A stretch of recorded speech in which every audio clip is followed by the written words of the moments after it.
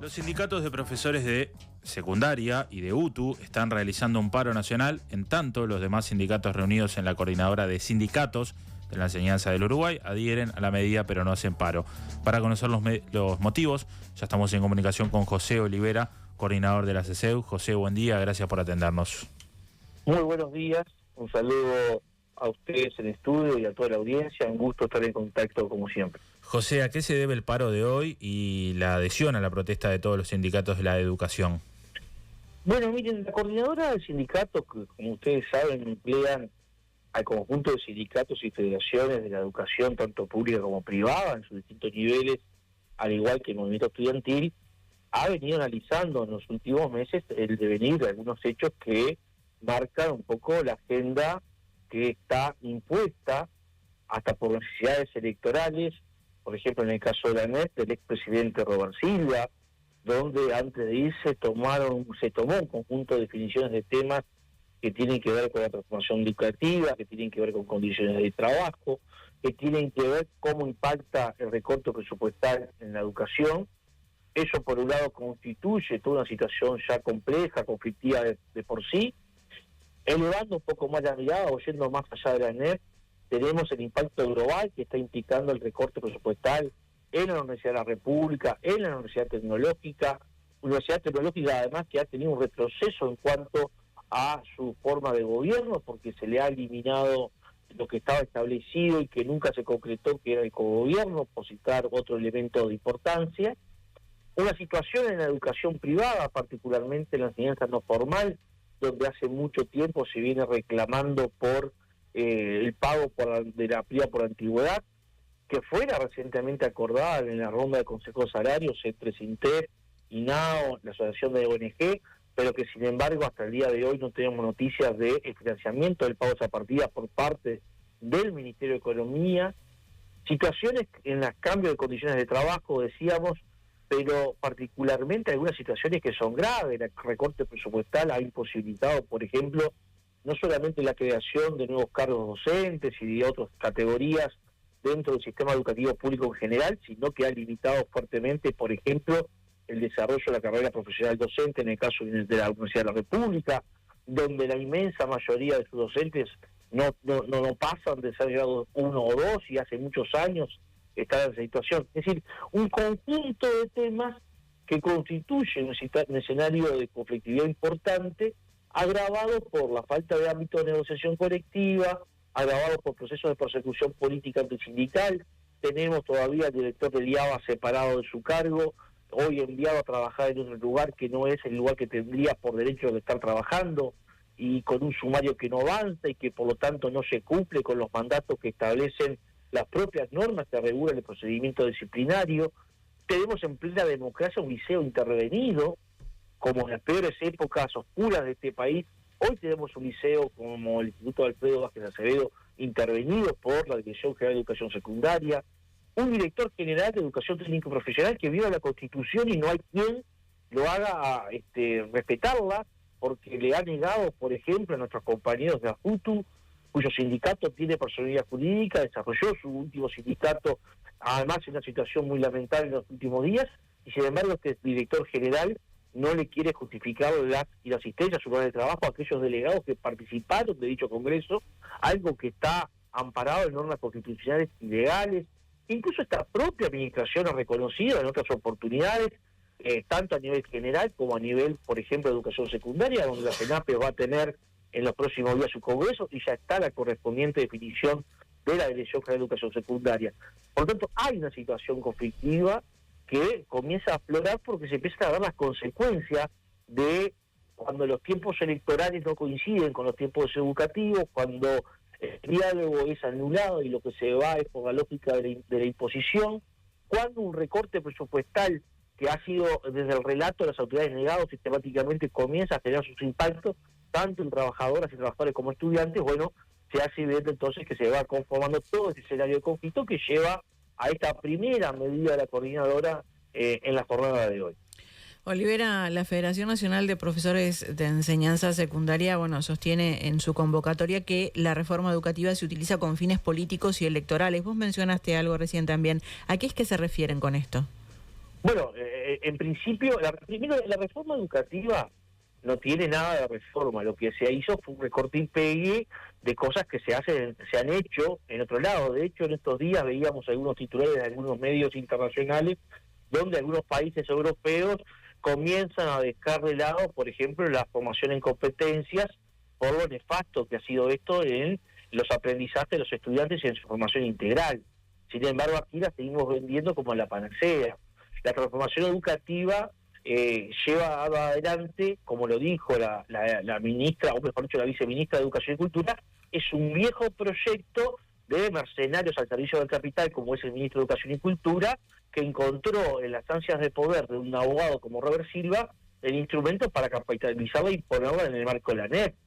La transformación educativa, la sociedad tiene que tener claro que es una gran estafa pedagógica al futuro de las nuevas generaciones. Porque si hay algo que queda claro, que cuando usted escucha a una economista como Laura Raffo decir que ya los conocimientos universales no importan, o usted escucha a una doctora como Aristimuño, responsable material de esta transformación, de esta estafa, decir que los empresarios piden que las nuevas generaciones tengan una capacitación mínima, que después en el mundo del trabajo, que nadie puede definir ni asegurar, se le va a dar la formación que se precisa.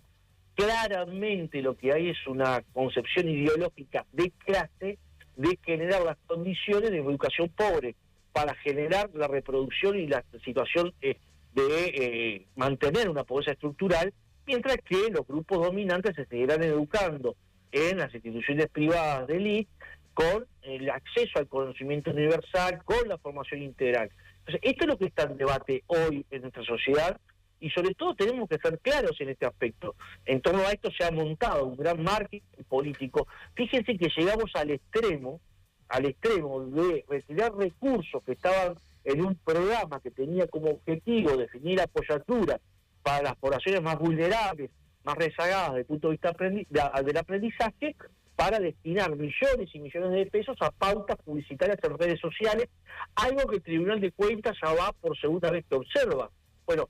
en el marco del ajuste presupuestal, las autoridades de la educación, hasta hace muy poquitos días, encabezadas por el abogado Robert Silva, se dieron de lujo recortar programas que tenían como centro al estudiante, algo tan vendido por ellos, particularmente los estudiantes más vulnerables con mayor necesidad, para financiar campañas de publicidad en redes sociales de su pretendida transformación educativa, que le ha servido de trampolín electoral, que, bueno, claramente lo veníamos diciendo ya por lo menos hace un año y medio atrás, ¿no? Con el agravante de que usted tiene un proceso de persecución a dirigentes sindicales, a militantes, a directores, ha generado una política del terror, donde hoy nadie puede hablar, pero sin embargo vemos cómo desfilan por los medios, por ejemplo, la doctora del Testimonio, que está sometida a jerarquía porque no es dirección política del organismo, pero incluso sale a hablar y hasta desmentir a las propias autoridades políticas del organismo y no pasa absolutamente nada. Por lo tanto, tenemos una situación que tenemos que empezar a analizar con mucho detenimiento, sobre todo por los debates que se van a venir ya en el marco de la campaña electoral que día a día se va instalando. Ahora, ¿qué tanto le sirve como trampolín electoral a Robert Silva esta transformación educativa que ha sido tan criticada y que en realidad no se ven transformaciones de fondo en la educación? Bueno, yo creo que es parte de cuando usted tiene una relación obsesiva con el poder, puede generarse los relatos más maravillosos, ¿no? Claramente Robert Silva puede ser uno de los que firmen la partida de función,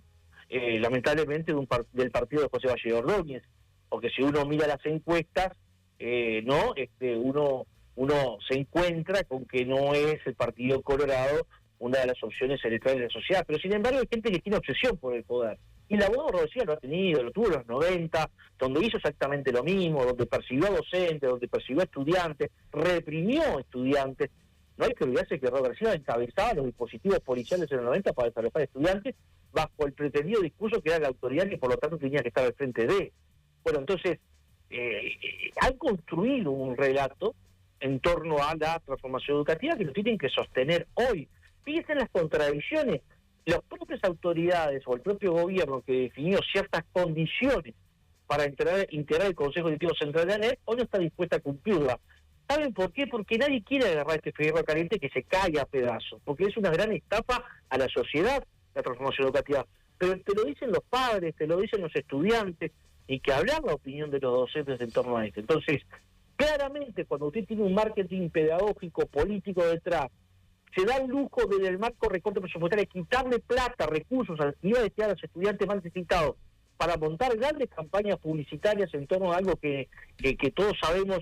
tiene no solamente varios flancos débiles, sino tiene una estructura que no se puede sostener, ni siquiera desde el punto de vista argumentativo, no se pudo sostener presupuestalmente, por algo el gobierno le negó los recursos a la propia reforma educativa, ¿sí? Bueno,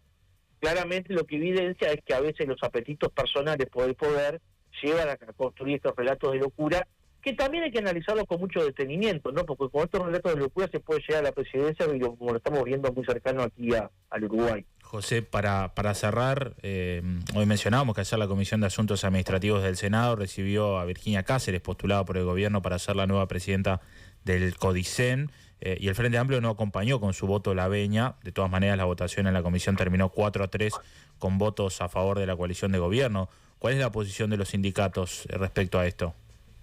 Los sindicatos ni ponemos ni sacamos consejeros, ni en el CODICEN, ni en los consejos en su momento, ni en las direcciones generales. Lo que sí decimos es que hay un marco legal que fue modificado por la actual coalición gobernante. Lo que se debe evaluar es si los aspirantes a ocupar esos cargos cumplen con esos requisitos legales. Aquí no hay un problema de la doctora Cáceres, con quien tenemos un buen vínculo, un excelente diálogo y una gran valoración desde su función de secretaria general, a quien conocimos a partir de mediados del 2020 en el sistema educativo, porque antes objetivamente no tenía actuación. Pero entonces aquí lo que está claro es que nadie se quiere hacer cargo de este ancla en el sentido de lo que implica la transformación educativa y cómo se ha manejado políticamente la ANEP en estos últimos 4 años por parte del abogado Robert Silva.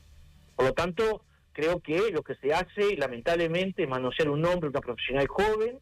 sobre la cual tenemos una opinión muy favorable y un buen vínculo, que la dejan ubicada en un lugar muy incómodo, y porque, bueno, es como el fusible que puede llenar ese agujerito para cerrar el circuito, pero que también puede saltar en cualquier momento, porque, reitero, hoy, puertas adentro, no hay que ser muy inteligente para darse cuenta que ni siquiera el propio gobierno apoyó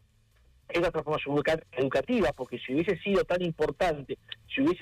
fuera tan buena, la pregunta que hay que hacer es por qué el Poder Ejecutivo, por ejemplo, le negó en la rendición de cuentas del año pasado y en esta última rendición de cuentas los recursos que la propia ANEP solicitó para financiar la misma. Por lo tanto, creemos que hay una situación incómoda para esta joven abogada, que, reiteramos, tenemos un buen concepto de la misma en tanto secretaria general, con la cual nos hemos vinculado desde el mediados del 2020 para acá. Pero aquí la pregunta clave, reitero, es si se cumple o no con los requisitos legales que la propia coalición gobernante introdujo como modificación en la ley de urgente consideración. José Olivera, muchas gracias por estos minutos. No, gracias a ustedes, que pasen muy bien.